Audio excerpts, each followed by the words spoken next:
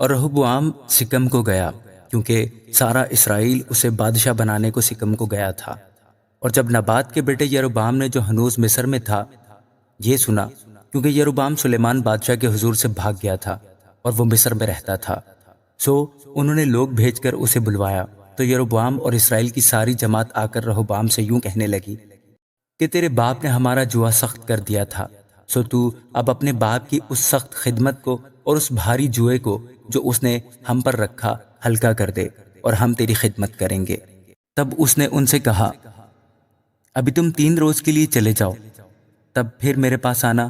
سو وہ لوگ چلے گئے، اور رہبعام بادشاہ نے ان عمر رسیدہ لوگوں سے جو اس کے باپ سلیمان کے جیتے جی اس کے حضور کھڑے رہتے تھے مشورت لی اور کہا کہ ان لوگوں کو جواب دینے کے لیے تم مجھے کیا صلاح دیتے ہو؟ انہوں نے اس سے یہ کہا، اگر تو آج کے دن اس قوم کا خادم بن جائے اور ان کی خدمت کرے اور ان کو جواب دے اور ان سے میٹھی باتیں کرے تو وہ سدا تیرے خادم بنے رہیں گے۔ پر اس نے ان عمر رسیدہ لوگوں کی مشورت جو انہوں نے اسے دی چھوڑ کر ان جوانوں سے جو اس کے ساتھ بڑے ہوئے تھے اور اس کے حضور کھڑے تھے مشورت لی، اور ان سے پوچھا کہ تم کیا صلاح دیتے ہو تاکہ ہم ان لوگوں کو جواب دے سکیں جنہوں نے مجھ سے یوں کہا ہے کہ اس جوئے کو جو تیرے باپ نے ہم پر رکھا ہلکا کر دے۔ ان جوانوں نے جو اس کے ساتھ بڑے ہوئے تھے اس سے کہا، تو ان لوگوں کو یوں جواب دینا جنہوں نے تجھ سے کہا ہے کہ تیرے باپ نے ہمارے جوئے کو بھاری کیا، تو اس کو ہمارے لیے ہلکا کر دے۔ سو تو ان سے یوں کہنا کہ میری چنگلی میرے باپ کی کمر سے بھی موٹی ہے، اور اب گو میرے باپ نے بھاری جوا تم پر رکھا ہے تو بھی میں تمہارے جوئے کو اور زیادہ بھاری کروں گا۔ میرے باپ نے تو تم کو کوڑوں سے ٹھیک کیا، میں تم کو بچھوؤں سے ٹھیک بناؤں گا۔ سو یروبعام اور سب لوگ تیسرے دن رہبعام کے پاس حاضر ہوئے، جیسا بادشاہ نے ان کو حکم دیا تھا کہ تیسرے دن میرے پاس پھر آنا۔ اور بادشاہ نے ان لوگوں کو سخت جواب دیا اور عمر رسیدہ لوگوں کی اس مشورت کو جو انہوں نے اسے دی تھی ترک کیا، اور جوانوں کی صلاح کے موافق ان سے یہ کہا کہ میرے باپ نے تو تم پر بھاری جوا رکھا، لیکن میں تمہارے جوئے کو اور زیادہ بھاری کروں گا۔ میرے باپ نے تم کو کوڑوں سے ٹھیک کیا، پر میں تم کو بچھوؤں سے ٹھیک بناؤں گا۔ سو بادشاہ نے لوگوں کی نہ سنی، کیونکہ یہ معاملہ خداوند کی طرف سے تھا، تاکہ خداوند اپنی بات کو جو اس نے سیلانی اخیا کی معرفت نبات کے بیٹے یروبعام سے کہی تھی پورا کرے۔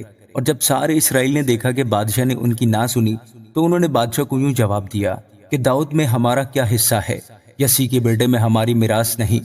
اے اسرائیل، اپنے ڈیروں کو چلے جاؤ، اور اب اے داؤد تو اپنے گھر کو سنبھال۔ سو اسرائیلی ڈیروں کو چل دیے، لیکن جتنے اسرائیلی یہودا کے شہروں میں رہتے تھے ان پر رہبعام سلطنت کرتا رہا۔ پھر رہبعام بادشاہ نے ادورام کو بھیجا جو بیگاریوں کے اوپر تھا، اور سارے اسرائیلیوں سے سنسار کیا، اور وہ مر گیا۔ تب رہبعام بادشاہ نے اپنے رتھ پر سوار ہونے میں جلدی کی تاکہ یروشلم کو بھاگ جائے۔ یوں اسرائیل داؤد کے گھرانے سے باغی ہوا اور آج تک ہے۔ اور جب سارے اسرائیل نے سنا کہ یروبعام لوٹ آیا ہے تو انہوں نے لوگ بھیج کر اسے جماعت میں بلوایا اور اسے سارے اسرائیل کا بادشاہ بنایا، اور یہودا کے قبیلہ کے سوا کسی نے داؤد کے گھرانے کی پیروی نہ کی۔ اور جب رہبعام یروشلم میں پہنچا تو اس نے یہودا کے سارے گھرانے اور بنیامین کے قبیلہ کو جو سب 1,80,000 چنے ہوئے جنگی مرد تھے اکٹھا کیا تاکہ وہ اسرائیل کے گھرانے سے لڑ کر سلطنت کو پھر سلیمان کے بیٹے رہبعام کے قبضہ میں کرا دیں۔ لیکن سمایہ کو جو مرد خدا تھا، خدا کا یہ پیغام آیا کہ یہودا کے بادشاہ سلیمان کے بیٹے رہبعام اور یہودا اور بنیامین کے سارے گھرانے اور قوم کے باقی لوگوں سے کہہ کہ خداوند یوں فرماتا ہے کہ تم چڑھائی نہ کرو اور نہ اپنے بھائیوں بنی اسرائیل سے لڑو، بلکہ ہر شخص اپنے گھر کو لوٹے، کیونکہ یہ بات میری طرف سے ہے۔ سو انہوں نے خداوند کی بات مانی اور خداوند کے حکم کے مطابق لوٹے اور اپنا راستہ لیا۔ تب یروبعام نے افرائیم کے کوہستانی ملک میں سکم کو تعمیر کیا اور اس میں رہنے لگا، اور وہاں سے نکل کر اس نے فنویل کو تعمیر کیا۔ اور یروبعام نے اپنے دل میں کہا کہ اب سلطنت داؤد کے گھرانے میں پھر چلی جائے گی۔ اگر یہ لوگ یروشلم میں خداوند کے گھر میں قربانی گزراننے کو جایا کریں تو ان کے دل اپنے مالک یعنی یہودا کے بادشاہ رہبعام کی طرف مائل ہوں گے، اور وہ مجھ کو قتل کر کے شاہ یہودا رہبعام کی طرف پھر جائیں گے۔ اس لیے اس بادشاہ نے مشورت لے کر سونے کے 2 بچڑے بنائے اور لوگوں سے کہا، یروشلم کو جانا تمہاری طاقت سے باہر ہے۔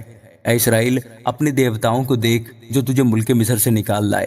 اور اس نے ایک کو بیتل میں قائم کیا اور دوسرے کو دان میں رکھا، اور یہ گناہ کا باعث ٹھہرا کیونکہ لوگ اس ایک کی پرستش کرنے کے لیے دان تک جانے لگے، اور اس نے اونچی جگہوں کے گھر بنائے اور عوام میں سے جو بنی لاوی نہ تھے کاہن بنائے۔ اور یروبعام نے 8ویں مہینے کی 15ویں تاریخ کے لیے اس عید کی طرح جو یہودا میں ہوتی ہے ایک عید ٹھہرائی اور اس مذبح کے پاس گیا۔ ایسا ہی اس نے بیتل میں کیا اور ان بچڑوں کے لیے جو اس نے بنائے تھے قربانی گزرانی۔ اور اس نے بیتل میں اپنے بنائے ہوئے اونچے مقاموں کے لیے کاہنوں کو رکھا، اور 8ویں مہینے کی 15ویں تاریخ کو، یعنی اس مہینے میں جسے اس نے اپنے ہی دل میں ٹھہرایا تھا، وہ اس مذبح کے پاس جو اس نے بیتل میں بنایا تھا گیا اور بنی اسرائیل کے لیے عید ٹھہرائی اور بخور جلانے کو مذبح کے پاس گیا۔ آمین۔